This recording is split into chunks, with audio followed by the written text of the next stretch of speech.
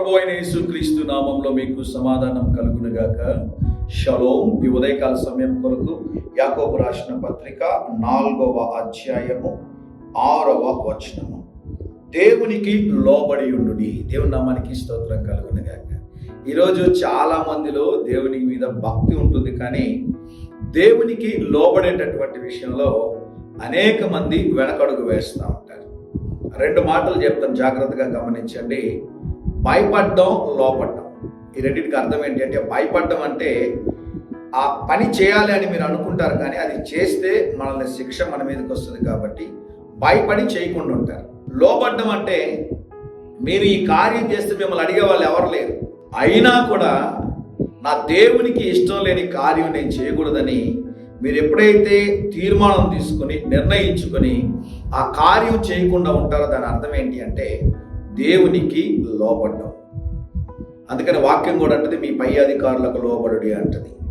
మనం ఎప్పుడైతే దేవునికి లోబడతామో దేవుడు మనకి ఇచ్చేటటువంటి మొట్టమొదటి ఆశీర్వాదం ఏంటి అంటే అధికమైన కృపను దేవుడు దయచేస్తాడు, దీవెనలు దేవుడు దయచేస్తాడు. దేవునికి లోబడేటటువంటి వారి జీవితంలో ఏ ఆశీర్వాదానికి కొదువు ఉండదండి.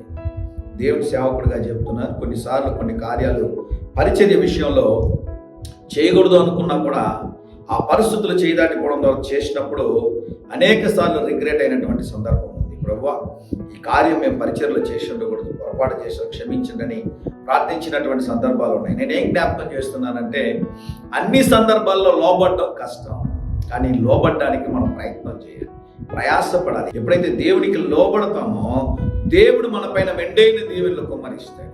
ఈరోజు మీరు ఆలోచన చేయండి, ఏ విషయంలో లోబడలేకపోతున్నారు, ఏ విషయంలో అయితే మీరు దేవునికి లోబడలేకపోతున్నారో ఆ కార్యాన్ని దేవుని సన్నిధిలో ఉంచి ప్రార్థించండి. ప్రభువా, ఈ కార్యాల్లో నేను నీకు లోబడడం లేదు, నన్ను క్షమించండి మీరు అడగగలిగితే దేవుడు మీకు క్షమించి మీరు లోబడేటటువంటి కృపను దేవుడు అనుగ్రహిస్తాడు.